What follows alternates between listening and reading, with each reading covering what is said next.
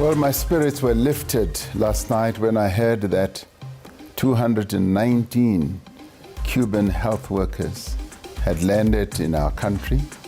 This follows the request I made to the president of Cuba when the coronavirus was beginning to rear its head in our country, and I asked the Cuban government to send us their specialists. And indeed, they have lived up to that. We sent a plane, but we also sent medical supplies to them. As you know, they are still facing a really terrible blockade. So the medical supplies also went to Cuba, but the plane brought back all these specialists, epidemiologists and pandemic specialists and many others. This is a continuation of the wonderful relationship that President Mandela forged with President Fidel Castro. So we are benefiting from the great strides that Utatu Nelson Mandela made for our country. We are going to spread them throughout the country so that they can bolster the efforts that our really courageous health professionals and health workers are making in fighting this pandemic. So we are truly, truly elated and excited that the Cuban health workers are here. Dumelang sanibonani, and welcome to another episode of Daily Thetha Lago SABC One City. Happy Youth Month from us at SABC, but also nakhona sithi sijabula ukuthi ninathi lamhlanje. As we get into a new week, this week we also raise awareness for Child Protection Week. We are also reminding you about amalungelo eingane when it comes to abuse, exploitation, and of course violence. Sithi sikhumbule wena osekhaya ukuthi when we wear our green ribbons is to show our support, and we ask you to support this initiative. Yes, you can also see I do have my green ribbon on. Nicolette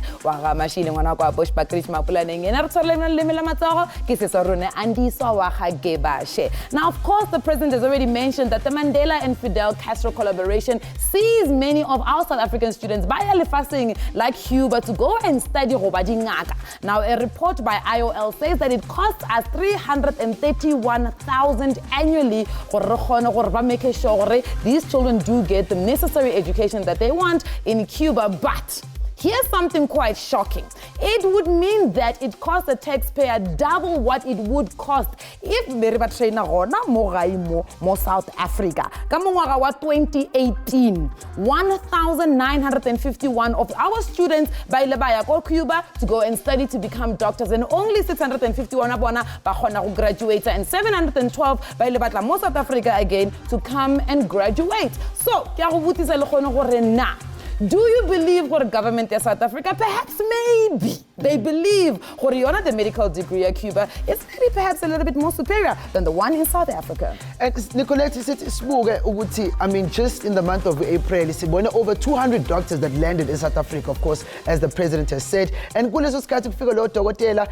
happy that they are here because some people have not been given a chance to work, but they are qualified doctors in South Africa. So how do you feel? How does it make you feel? Utilizing our WhatsApp line, which is 0723161329. Alternatively, on 011-339-1315. Look here, here's an interesting thing. The president said in that opening, we send supplies to Cuba. Is Cuba financially strapped? What's happening in Cuba? Why are they bringing their most lucrative export has been sent to South Africa? But you know what? Let's go to WhatsApp and hear what you had to say on the voice note. Sanibonani Daily Thetha utrenkhutrenkhulayiza the great legend. Ngethu government wethu wenze kahle ukuthi at least aye ngaphandle athole usizo because this kind of disease asinayo ngapha eMzansi. So if sizo forced ekubeni asiyazi ukuthi yini iphuma phi, sizokhawatheka and bazogcina balimala nabo doctor bethu because lento abayazi siyazi like ayafana ne-HIV ukuthi agcine siya ngaphandle sifuna usizo. So I think i-best move le abayenzile ukuthi baye ngaphandle hayi ukuthi banyatsa laba bafunde ngapha but laba bangapha manje sebazofunda ukuthi izinto eziso njenge-HIV at least manje sebayakhona ukuthi bakutreat ngayo, you know, so it's very important ukuthi sifunde kwamanye amagasi. Ngiyabonga. Very interesting opinions. Of course, we've got another one coming in from Simpson Manda. Our Cuban doctors specialize in community-based healthcare, whereas our system produces doctors that wait for you to get sick and then go to the hospital. What's puzzling, though, is the fact that we have Cuban-trained doctors in our country. I feel like the government missed an opportunity to test their investment and show South Africa the returns of sending our students to study in Cuba every year. But as you can see, there are some international relations that are coming into play here, and right now we're having the conversation with Dr. Thembile Mbete, who's a senior lecturer for international relations at the University of Pretoria. She lectures in international relations and South African politics, but she's also an associate fellow at the Center of Governance Innovation. Dr. Thembile, welcome to Daily Thetha. Thank you for having me. And I think Dr. Thembile, straight about this Mandela and Fidel Castro collaboration to send doctors to send our students to Cuba. So South Africa, and in particular again, the ANC, has a long relationship with the Cuban government. The Cubans were very involved in the struggle against apartheid and colonialism in other parts of the continent as well. One of the big things that happened was in 1988. So in the 1980s, during the civil war in Angola, where we know that the Portuguese forces were being assisted by the Americans and by the apartheid government, and the liberation forces of Angola were assisted by the Cubans, also fighting with South Africans and with Namibians, with the Namibian liberation movement. And the People's Movement for the Liberation of Angola, which was a Cuban force, they fought with all the liberation movements in that part of the world in order to defeat the South African Defense Force. The big battle that it was called was the Battle of Cuito-Cuanavale in southern Angola, and that victory in that battle then opened up the way for Namibia to get its independence from South Africa in 1990, and then opened up then for the transition for the end of apartheid in South Africa, going to the election in 1994. So there's a long history, and I think it's about 2,000 or so Cuban troops who died in various battles in the defense of Angola and fighting the South African forces. And so there's a long history between South Africa and Cuba. But then, Dr. Thembile, perhaps maybe what about Cuba makes it so special when it comes to the medical and healthcare field? So let's not forget, when Cuba became communist in the 1960s after the revolution there, America, the United States, decided to put in place an economic embargo against Cuba. So Cuba was not allowed to trade, not just with the U.S., but with other allies of the United States around the world. And what that has done is that it's forced Cuba to be very self-sufficient, which they have to look after themselves. And the communist system has focused a lot on healthcare and education for the well-being of people. So the Cuban healthcare system is one of the best in the world because of its focus, especially on community healthcare, as somebody who said on the show earlier. And so Cuba has got one of the highest life expectancies in the world. It has a very low mortality rate as well. I mean, we've seen that around the world, over 22 countries have received Dogotela from Cuba. I want to understand that, can we say which they are, of course, giving the best doctors to certain countries like South Africa, a developing country, as compared to a country like Italy? Look, I think that in the Cuban system, to judge, who's the best and who's worth of their doctors, because it's all a system of equality. And so I think that all of these doctors are of really good quality. But because of the continued embargo on Cuba from trading by the United States, their biggest export is their medical care, it's their doctors. So they make money off, they get foreign currency off exporting these doctors that they train. And so that money brings then money into the economy of Cuba. You guys asked what's the economy of Cuba. It's really poor. It's a very poor country with a very low GDP. So this is one of the ways in which the government earns money. Sure. Dokotela sibonga isikhathi sakho ukuthi uxoxe nathi this morning on Daily Thetha. Bonga mina. Hayi siyajabula Dokotela. But also after the ad break, we look at bits about Mfundi who went to study as we school and we were told ukuthi kuba Dokotela is what we need. We need more doctors. Now kuke umuntu angatholanga ukuthi aqede la afunda khona because unfortunately finances do not work. But also that means that isn't that a sector we should be growing? Kodwa bese we after the break sixoxa ngakho. Hlala la ukhona.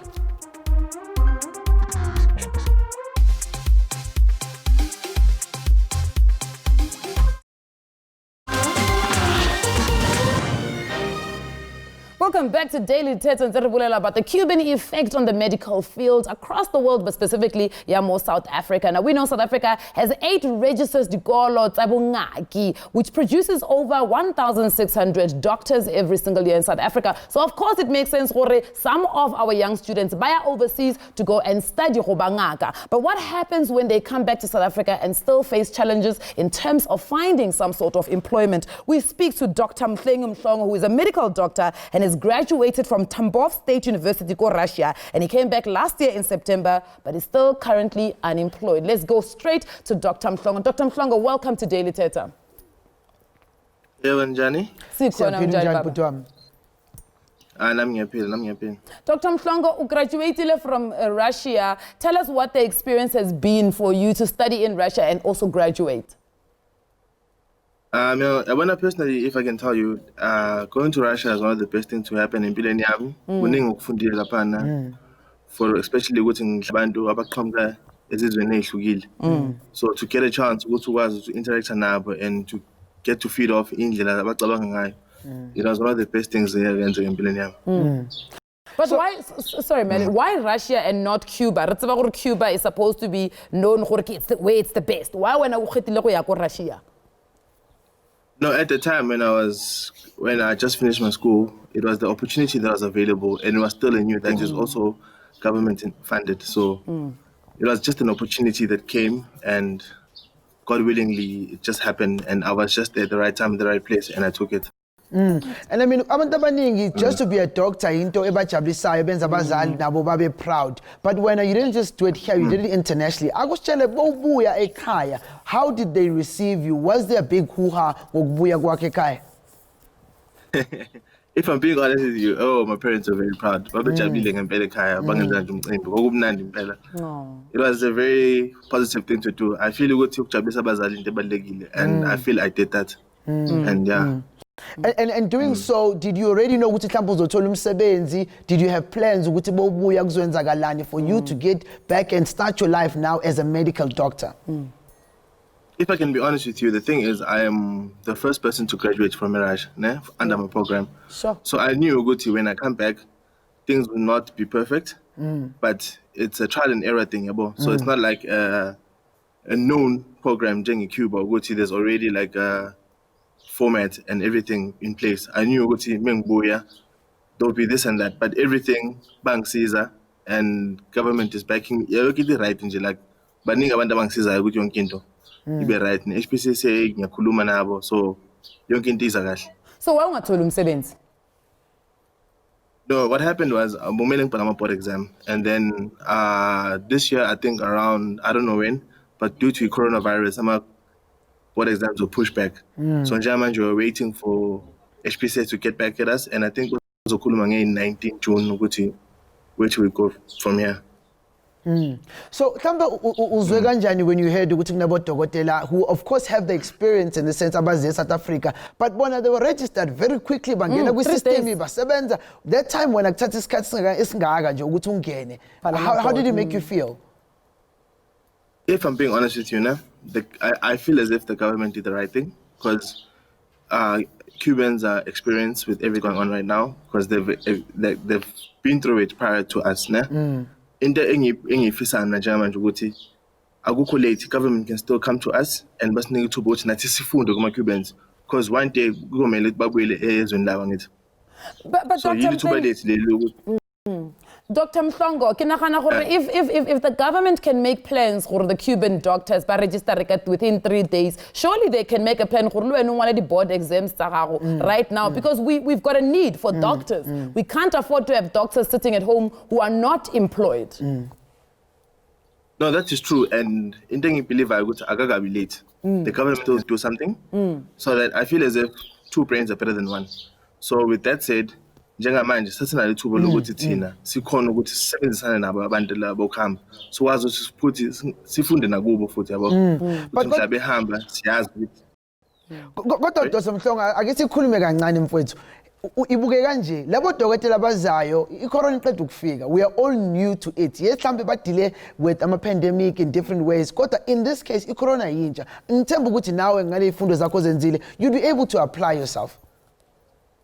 True. Can I tell you something now? I feel as if, they can correct me if I'm wrong, but I feel as if abroad, especially Russia and Cuba, they deal with preventative measures, whilst South Africa, I think maybe they focus more on curative measures. You know? So when they maybe could be more exposed to Guti, how do you prevent things from getting out of hand? Whilst now we know how to deal with things when they do get out of hand, because we are a developing country. But on that note, then, Dr. Mhlongo, if we're going to look at it on that note, then why didn't we go to Nigeria, Kapa, your other countries that did deal with viral outbreaks? I mean, Ebola was a big viral outbreak. Couldn't we go fetch the Dr. Tsako Nigeria? I think due to political ties that we have with Cuba, it made sense for them to go to Balanduba instead of Nigeria. That's what I think. I could be wrong, but that's what I think. So, Dr. Mhlongo, you've been absolutely fantastic. Yeah. Thank you very much. You've got that positivity, and I really like that positivity, you know. And I think it's quite exciting for young doctors in South Africa. Dr. Mhlongo, he's keeping that spirit. But Dr. Mhlongo, please don't go anywhere. Yeah. Akayibambe kanjalo udokotela sithi nakhona si-invite of course uDr. Cwazi, who is an intern at Baragwana Hospital, and of course, but before sifike again, ake sizwe ukuthi wena mbukeli ekhaya uthini through our voice notes. I think the government should have used the money elsewhere, or at least to empower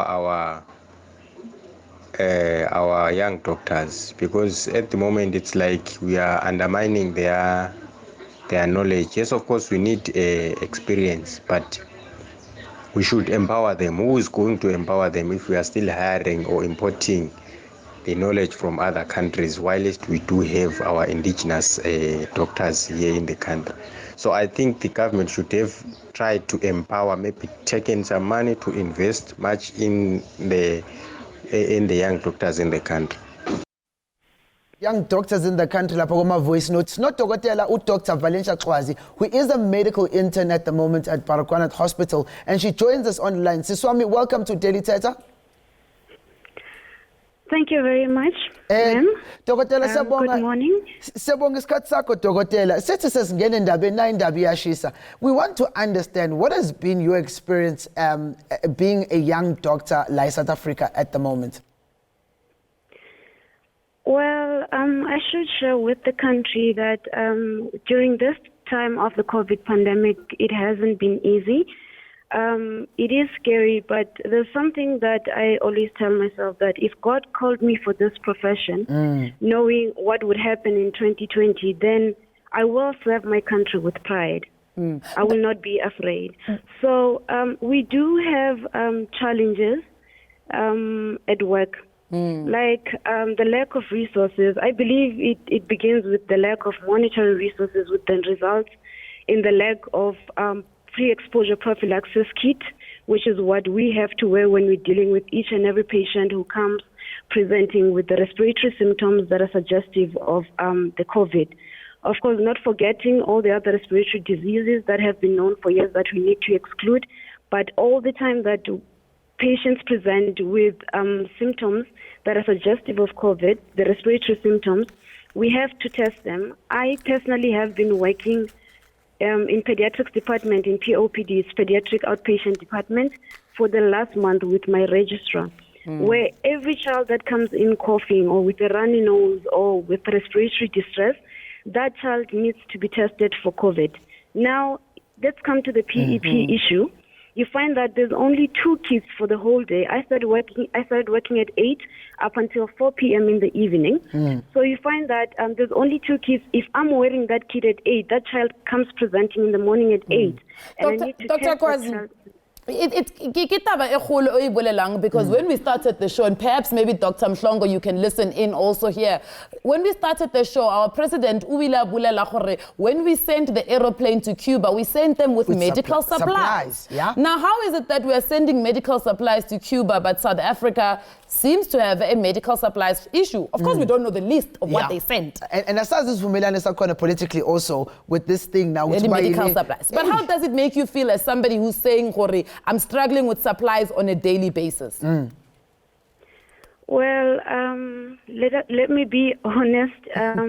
I thought this has stricken the country by surprise, that COVID was not anticipated by anybody. So I thought COVID was not in the national budget. So budgeting for COVID and getting us all the equipment and everything was a work in progress. Now I'm really perplexed. Like, I'm not perplexed. I'm really I'm mad. We don't mean to make you mad. Maybe as we say, Dr. Mhlongo, because Dr. Mhlongo, we're talking about supplies, and we took supplies like South Africa, even though Tina is in the shortage. The Thetha is Tumela e Cuba. Do you think this was a strategic move for Tina in South Africa? Guys, personally, I feel we should leave politics to politicians. Let's just focus on Kanjani, Dr. Mhlongo, when we are crying, I mean, I'm thinking of Masana, Bushbuck Ridge, respiratory machines. There's only one, but in a very few. How then do you say we can leave politics? Because politics seem to be very deeply entrenched in this deal between Cuba and South Africa. True. No, I think right now, in this there's no point in crying for spokesman, because but I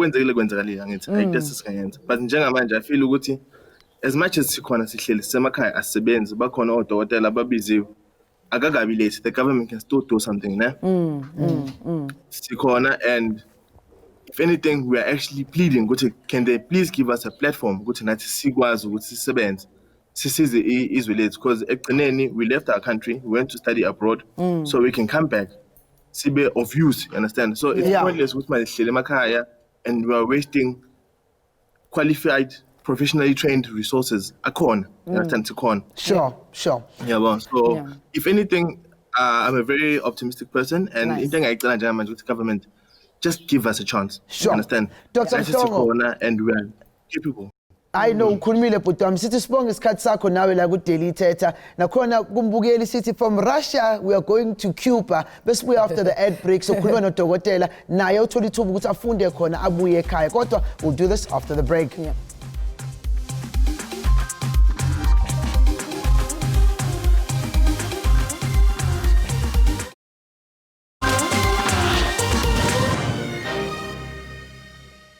Welcome back to Daily Thetha.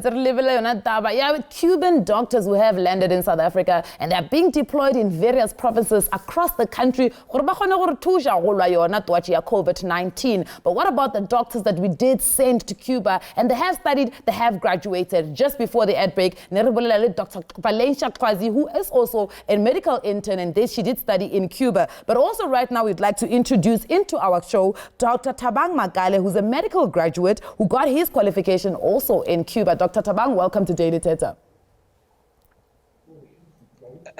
Thank you for having me, Nicolette. Yeah. Dr. Thabang, just quickly, Dr. Valencia, you have worked with the Cuban doctors. What has been the experience so far?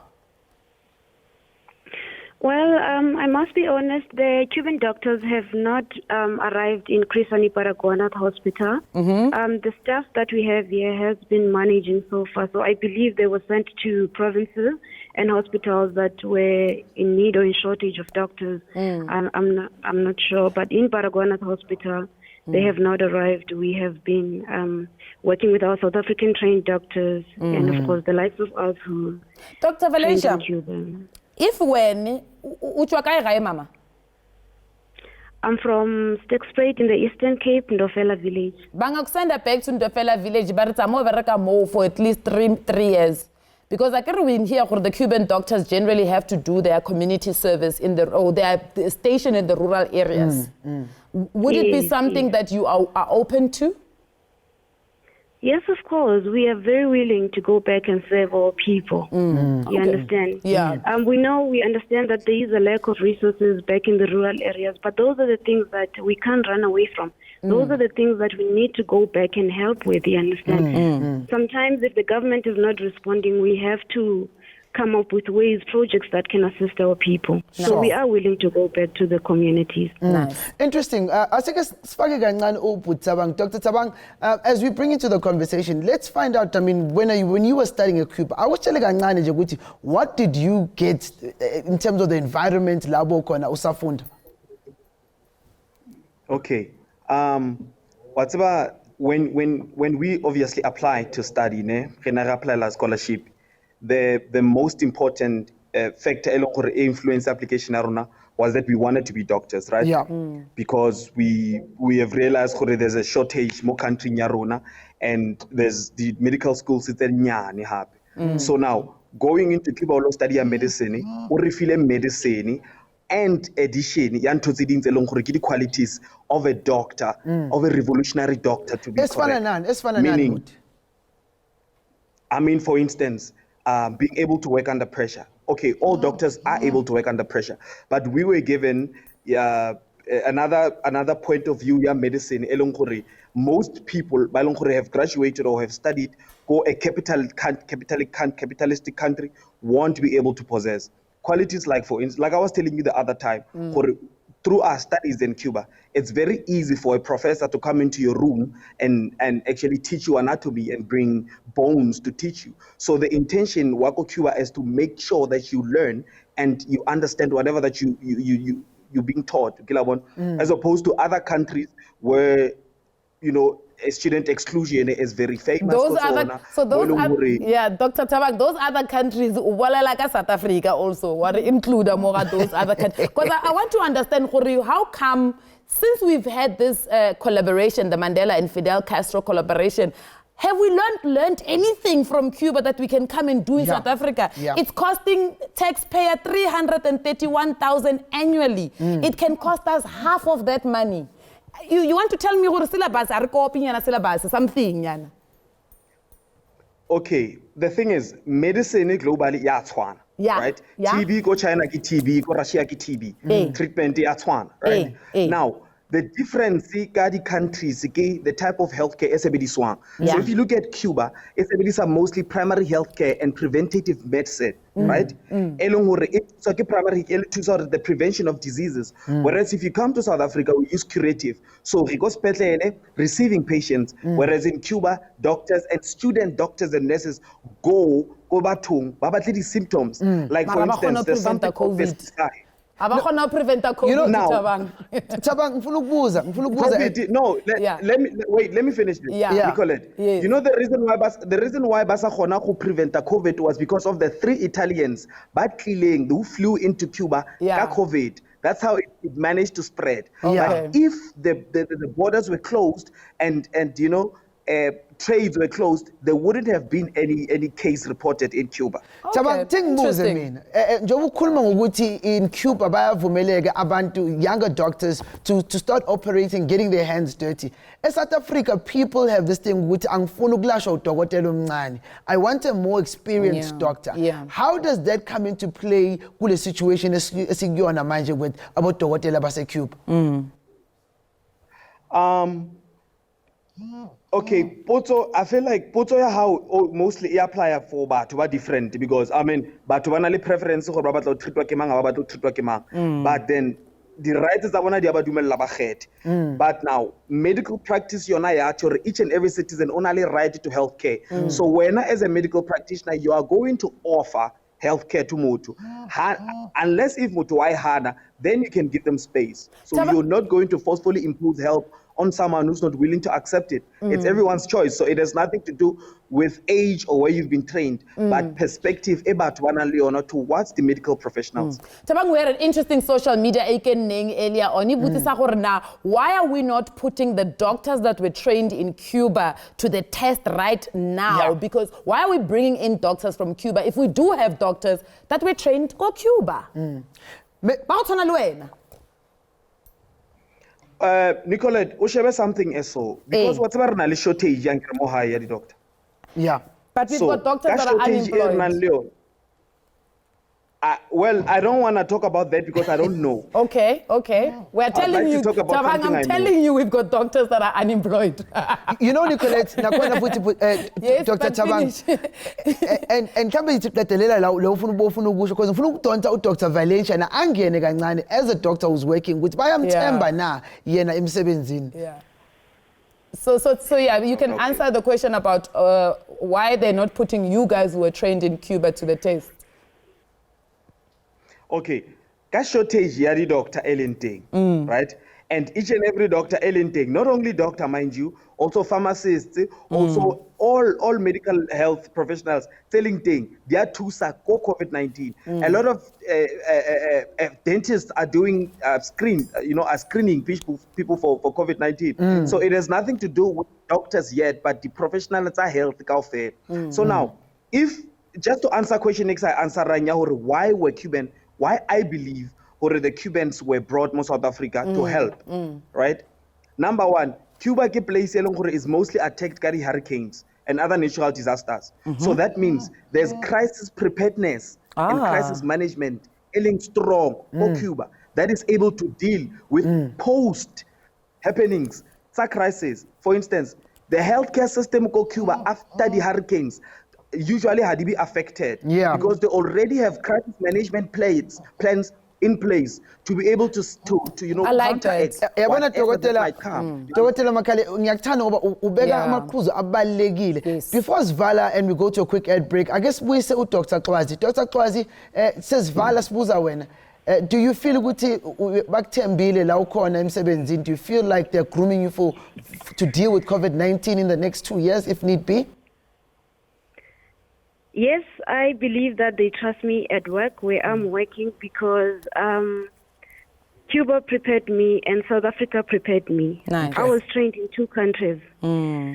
So when I came back from Cuba after 5th year, I was integrated at the University of Witwatersrand for 18 months of intensive training where I was introduced into the South African health system. The first 6 months, we had an orientation program where they were introducing us to the South African health system, to the burden of diseases of South Africa, occupational health, public health, and all of those. We even have pharmacology and lab studies. Second phase, within that 6 months as well, we had 5 rotations that we did in the different hospitals in Johannesburg. Charlotte Maklaike, Jobek Jan, Helen Joseph, Rahima Musa, even Chris Aniparagwana, and Telemokwerani in Osloras.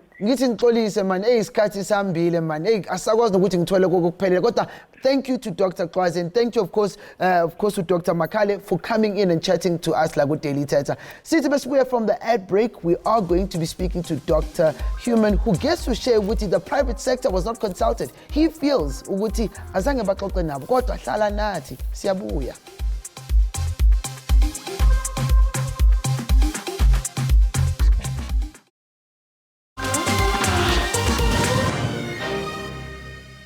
Welcome back to Daily Thetha. If you just joined us, you have missed on so much. It's been quite an interesting conversation. And what really excites me, our doctors are young, they are vibrant, they are excited, and they're calling on the government to say, please, please, we are here to your service and to the service of South Africans. But right now, we are talking about non-consultation with local doctors, especially doctors battling within the private sector.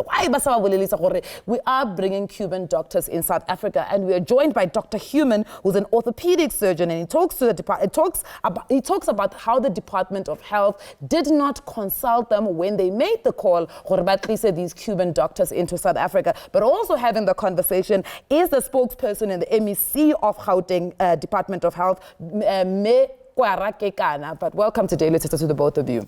Thank you. Thank you very much for having me this morning. Dr. Human, maybe can you tell us a bit of your experience during COVID-19?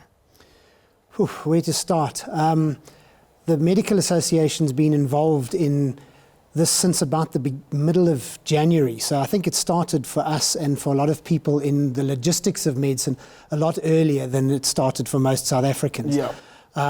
An unbelievable amount of planning has been going on. Yeah. The scary thing is I think it's been going on largely in silos. So everyone who's literally had an inch of time has been putting effort in to try and plan, to try and get us ready. Be that in the public sector, be that in the private sector, be that at specialist GP community level, all sorts of processes taking place all along at the same time. Unfortunately, it would appear not fantastically well together, integrated, yeah. Yeah, I think. And maybe perhaps I'm taking the president's words word for word and literally right. When we started the show, we played a video where he's elated, he's excited, and he says that he's made the call to the president of Cuba to request this assistance, even when it was at the beginning, when this COVID-19 was rearing its ugly head. Is that a lack of confidence in South African doctors? Is it an issue of shortage? Yeah. What is the issue there? I don't believe it's a lack of confidence at all. Yeah. I think it's important to understand that this is probably more about diplomatic relations than about medical service provision. Okay. Saying that right up front, that's very, very important to understand. Make no mistake, it's not like we do not need the support. Yes. If you work out our 48,000 less at least 10% who are overseas, less another 10% who are interns, we have 0.65 doctors per 1,000 members of our population. The African average and the developing country average is about 2. Yeah. So we have about a third of the doctors of developing countries, and countries like Europe and the Northern Hemisphere, most of them are between 2.5 and 5. Cuba's on almost 9, just out of interest. Sure. Doctors per 1,000. I think on that, let's just bring in here, of course, the spokesperson for the MEC, Sithi Kwara Kekana. Are you there on the line? Yes, I'm here. How are you? Thank you so much for making time to talk tonight. I guess understand on what was the discussion when we were saying we are going to reach out to Guti with Cuba or Guti Beze like South Africa Baleto Tokotela Babu. Well, number one, I can't speak for the National Department because I'm from the Gauteng provincial government and I did communicate this. But I think that the conversations around it is what the doctor is saying, that, of course, the issue is that the Cuban Medical Brigade, I don't think it's the first time that they've conducted international missions, number one. And with regards to what Gauteng is doing and in terms of integrating them into the current COVID-19 response, for example, we've established what is called the ward-based response teams.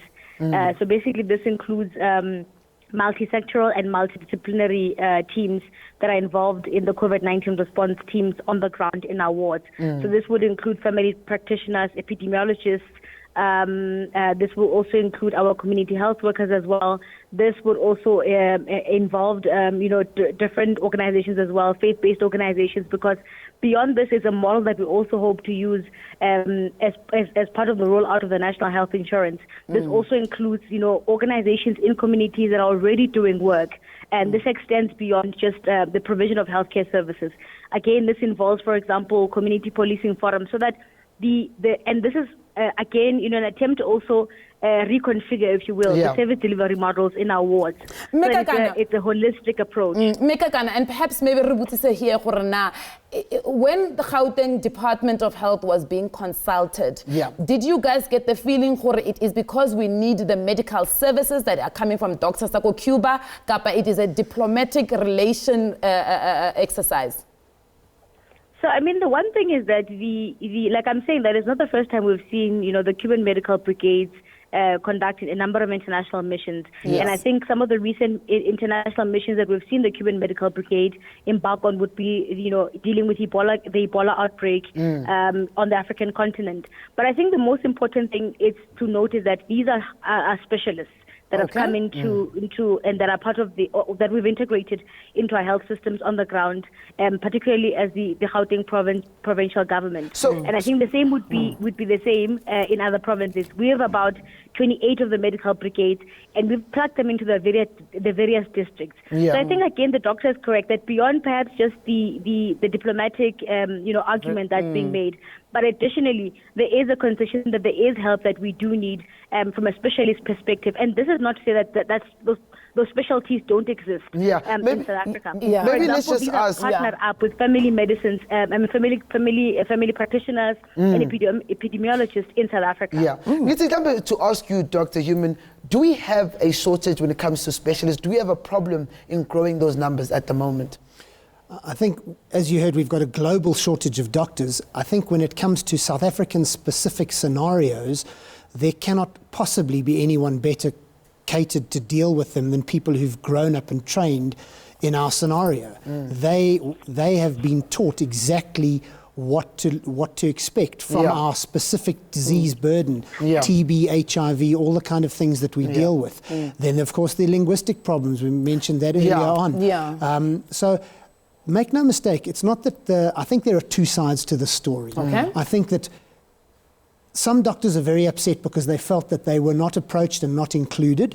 That's the doctor perspective. I think there's the diplomatic relations side of things. And then somewhere in the middle is the balance, because we need as much help as we can get. We have a shortage of doctors. Dr. Human, what irks you the most? Put me on a spot. I think the fact that we have this local expertise is indisputable. I think the fact that this country produces quality doctors of a notch that is above the vast majority of countries in the world is indisputable. If you look at first world governments and countries and look where our doctors are sitting, half my class from Wits is overseas, most of them in senior positions. We net export doctors like we do with rugby players, really highly qualified doctors. So trying to say we lack that expertise, that's totally disingenuous. That's not the case. I think after the ad break, I want to ask a very important question. I want to know what about the 440 million? How do you feel about the 440 million? Because, I mean, we're looking at the pay grade, we're looking at how this money is being distributed, but we're looking at those who are still sitting at home. But also, in terms of what the department will be able to just give it an understanding. So we will both sit with Umekeka and also we'll still with Dr. Human after the ad break when we come back.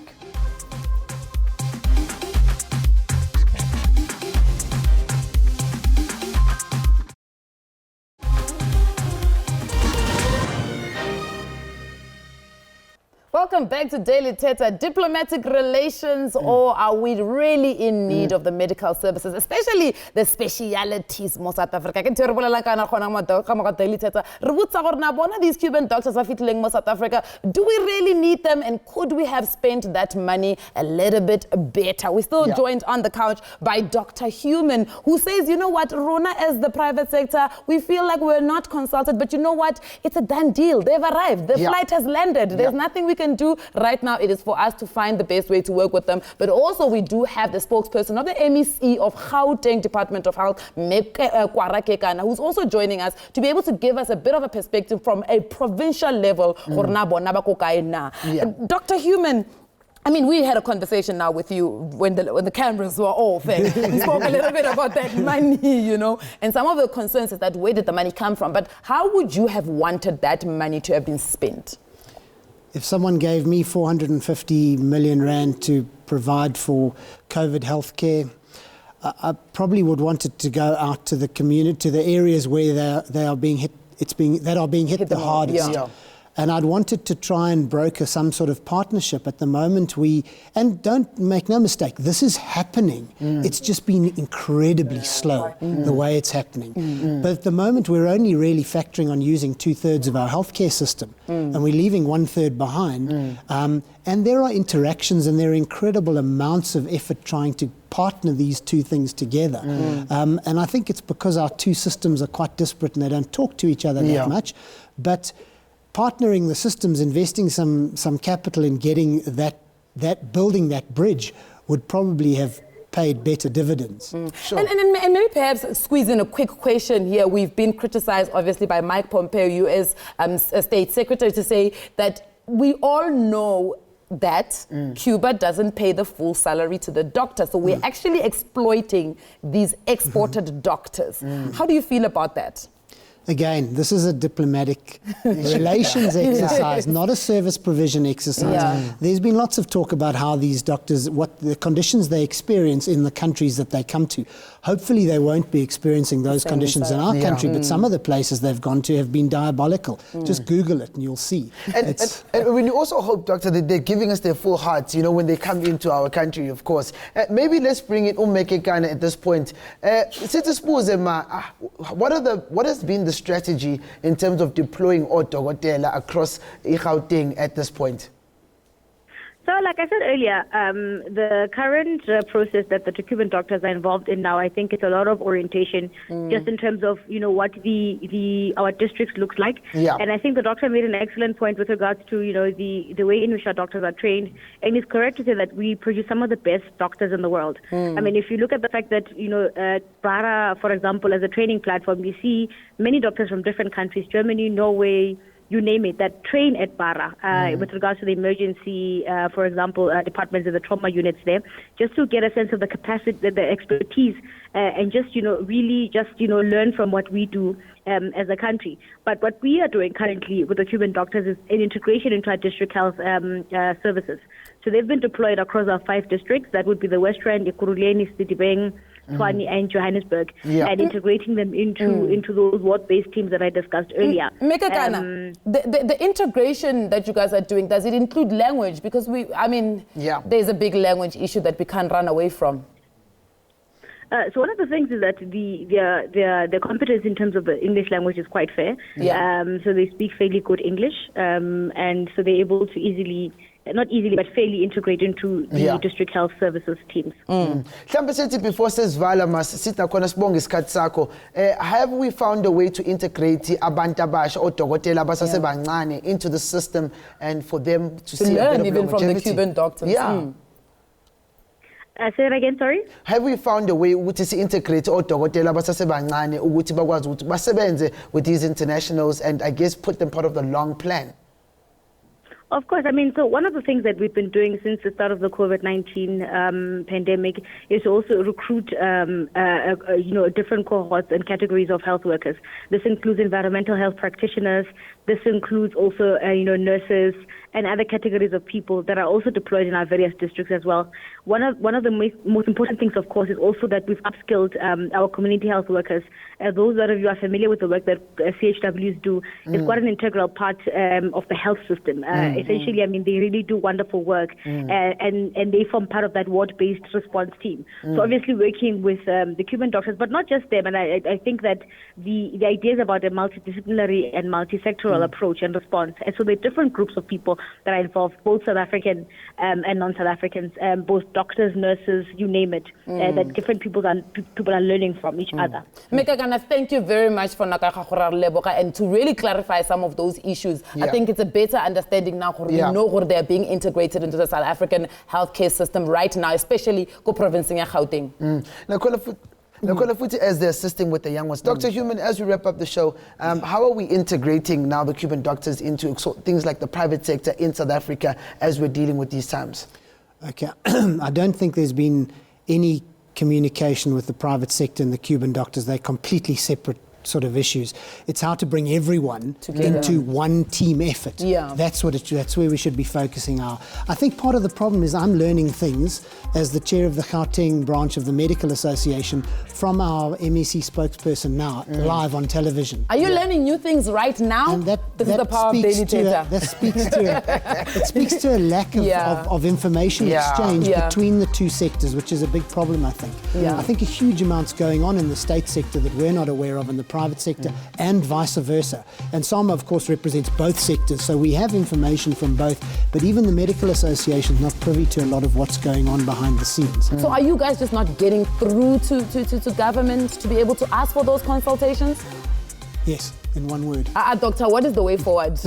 I need you guys to try better, because it's, at the end of the day, it's for South Africans. I think the simplest thing, and we've been engaging with the Minister directly and with the National Department of Health.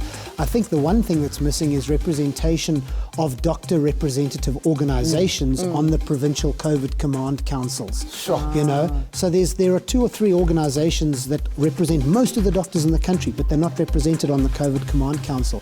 How do we know what's going on? Dr. Human, you've been fantastic. Thank you so much for your time and coming on to Daily Thetha. Yeah. Fortunately, Babugeli, this is where we have to wrap up the show today. You understand the power and importance of Inkulume Fana Knowledge, but also we get to learn new things. But hey, isikhathi shayini. Siyabonga. We'll see you tomorrow. Cancel culture. So Corner. Bye.